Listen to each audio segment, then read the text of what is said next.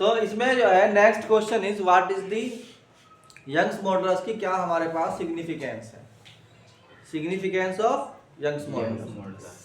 अगर Young's modulus मान लो दो चीज़ों का तुम्हें पता है, ए और बी, दो मटेरियल है, एक मटेरियल नंबर ए और एक मटेरियल नंबर बी, तो इसका यंग्स मॉडुलस है वाई ए और इसका यंग्स मॉडुलस है वाई बी।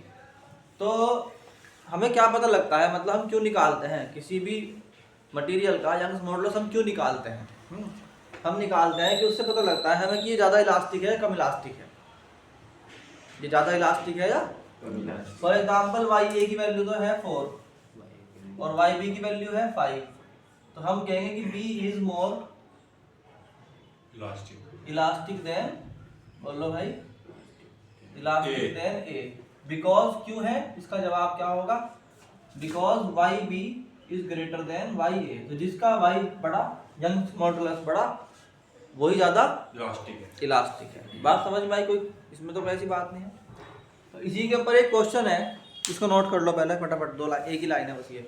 फिर एक क्वेश्चन आ रहा, बहुत इंपॉर्टेंट क्वेश्चन है वो, कि स्टील और रबर में ज्यादा कौन इलास्टिक है? Rubber.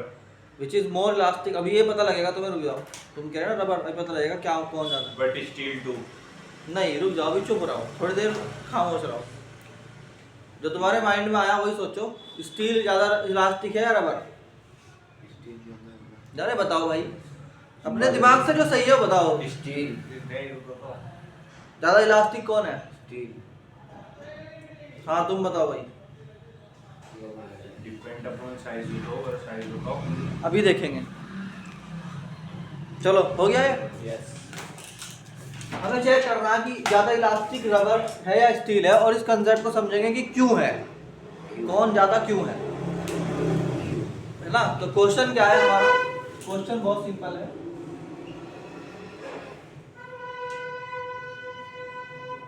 In steel and rubber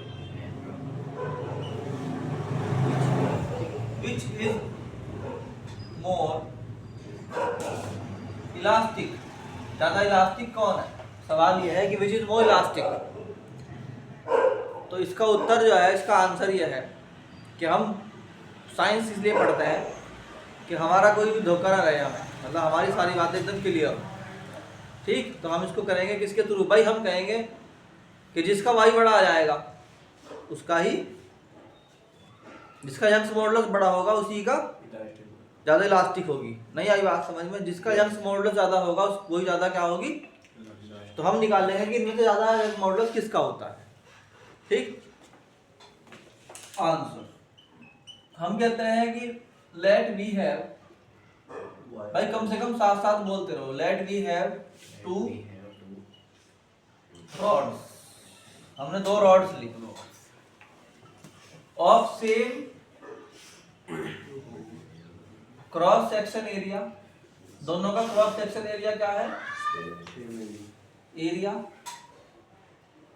and same length, उनकी लेंथ ही बिल्कुल सेम है, देखने में बिल्कुल बराबर की, बिल्कुल एक जैसी। वन ऑफ स्टील, एक ली हमने किसकी? स्टील की, एंड वन ऑफ रबर, और एक ली हमने किसकी? रबर की। नहीं आई बात समझ में? तो हमने कहा भाई हमने एक स्टील और एक रबर की, दो हमने क्या ली? रॉड्स ली, दोनों रॉड्स का लेंथ जो है वो क्या रखा हमने? सेम रखा। यहाँ तक किसी को कोई प्रॉब्लम है क्या भाई? बोलो। तो यहाँ पे क्या है, हमने एक रॉड ली लेंथ एल की, किसकी? स्टील की, एक ली हमने किसकी? रबर की, दोनों की लेंथ सेम, दोनों का क्रॉस सेक्शन एरिया भी क्या ले लिया हमने? ये, इसका भी ए है, इसका भी ए। ठीक है, यहाँ तक कोई प्रॉब्लम? नो। नाउ हैंग, अब हमने टांग दिया इसके ऊपर, हैंग कर दिया, सेम मास m, दोनों के ऊपर मास m टांग दिया, सेम 1 kg मान लो, इसके ऊपर भी इसके ऊपर भी। तो हमने इसके ऊपर यहाँ से फोर्स लगाया नीचे की तरफ, यानी m टांगा, तो जो स्टील है और जो रबर थी, इनमें स्टील तो मान लीजिए इतनी लंबी हुई होगी, बोलो भाई, थोड़ी बहुत लंबी हुई होगी ना, ये ज्यादा दिखा रहा हूँ, अगर मुझे दिखानी पड़ेगी इसलिए दिखा रहा हूँ मैं। तो इसकी लेंथ में जो है डेल्टा एल एस इंक्रीमेंट हो गया, और फोर्स इस पे कितना लगाया मैंने, F इक्वल टू mg। बोलो, फोर्स मैंने वहां भी mg लगाया है, अब तुम बताओ इसमें कितना होगा, बहुत ज्यादा। फोर्स इसके ऊपर भी सेम लगाया हुआ है, बट इसका एल आर इज वेरी, क्योंकि बहुत ज्यादा है। ठीक, अभी भी समझ में नहीं आई बात। रबर तो ऑटोमेटिक सी बात ज्यादा खींचेगी स्टील के मुकाबले, ये तो मतलब ऐसे समझने वाली बात है कि ज्यादा खींचेगी। अब हमको लिखना है दोनों का फॉर्मूला, तो हम कहते हैं for steel and for rubber y equal to होता है F अपॉन A। दोनों का F सेम है, F यहाँ भी सेम यहाँ भी सेम, तो y क्या निकाल ले हम, स्टील निकाल ले, और y क्या निकाल ले हम, रबर। तो यहाँ पे क्या आएगा F अपॉन A, यहाँ पे क्या है डेल्टा L, स्टील का डेल्टा L S लिखेंगे हम अपॉन L। अभी पिछले लेक्चर में समझाया ना मैंने कि व्हाट इज द फॉर्मूला, तो यहाँ पे क्या होगा डेल्टा एल आर और यहाँ एल एल। यहाँ तक कोई प्रॉब्लम है क्या? नो। यहाँ पे वाई एस निकाला, यहाँ पे वाई आर निकाला, क्योंकि एफ दोनों पे सेम लगाया है इसलिए एफ दोनों में सेम लिखा गया। दोनों का एरिया सेम था तो एरिया भी सेम लिखा गया। दोनों की लेंथ सेम थी, लेंथ भी सेम लिखी गई। तो डिफरेंस किसमें आया? एक जगह तो इसकी लेंथ की जो इंक्रीमेंट हुआ वो डेल्टा एल एस है, उसका इंक्रीमेंट डेल्टा एल आर है, तो इसलिए सिर्फ इनमें फर्क आया। तो now divide equation 1 from 2, divide equation 1 from 2, तो लिख दो Y S upon Y R. Y S यानी F upon L, F into L upon A into delta L S upon F into L upon A delta L R. F से A से A, L से L, ये delta L का L R कहाँ पहुंच जाएगा? ऊपर, तो delta L R upon delta L S आ गया। आया कि नहीं आया? यहाँ तक किसी को कोई दिक्कत? बताओ भाई। अब यहाँ पे हम क्या करेंगे? Y S upon Y R equal to delta L R upon delta L S. यहाँ तक हम पहुंच चुके। Equation number 3। यहाँ तक पहले अच्छी तरह से नोट कर लो, इसके बाद यहाँ पे कराऊंगा। तो भाई अभी आया हमारे पास इक्वेशन, दैट इज के वाई एस जो होता है और वाई आर, उसमें क्या संबंध है कि delta L R upon delta L S. देखो अब यहाँ एक बात गौर से देखो, एक बात बड़े गौर से देखो भाई। यहाँ एल वाई एस ऊपर है और एल एस नीचे है, यहाँ वाई आर नीचे है तो डेल्टा एल आर ऊपर है। इसका मतलब एक दूसरे के क्या हो गए? Inversely proportional. तो वाई प्रोपोर्शनल होता है किसके? डेल्टा एल के। जिसका डेल्टा एल नीचे उसका वाई एस ऊपर।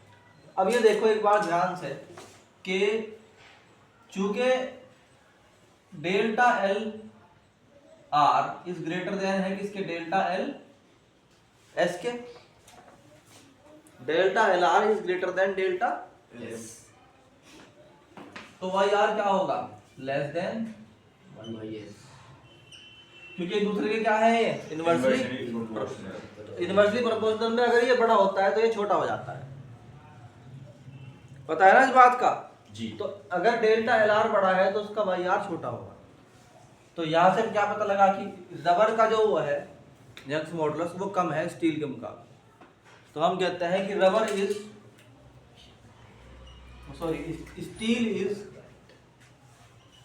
Steel is more elastic than. अब तुम्हारे सवाल दिमाग में उठ रहा होगा, उठना चाहिए, नहीं उठ रहा तो ऐसा कैसे? आज तक तो हमने रबड़ को ही देखा, ज़्यादा इलास्टिक है वो, खींच के दोबारा से ये कर दो। स्टील ज़्यादा इलास्टिक है। ऐसा क्यों होता है समझो, ऐसा क्यों होता है समझो। इलास्टिसिटी का मतलब ये नहीं है कौन सी चीज़ कितना दूर तक खींचेगी। इलास्टिसिटी का मतलब है कि खींचने के बाद वापस आएगी कि नहीं आएगी। गाड़ियाँ किसकी बनती हैं? स्टील की। ट्रेन के प्लेटफॉर्म किसके बनते हैं? स्टील के। सब कुछ स्टील का क्यों बनता है? क्योंकि स्टील जो होती है वो क्या होती है, ज़्यादा इलास्टिक होती है। जब उसको धक्का भी लगेगा, जर्क भी लगेगा, तो वो थोड़ी बहुत वेल्ड होने के बाद अपनी जगह वापस आ जाएगा। समझ में आई? रबड़ को एक बार तुम अपने हाथ में लो और लेके एक बार खींच दो, अब फिर छोड़ दो, क्या होगा? वापस अपनी शेप में नहीं आती। तो हम कहते हैं तो इसका मतलब क्या हुआ कि इलास्टिसिटी का मतलब कह रहा हूँ इस बात से है, elasticity is meant by returning back to the position,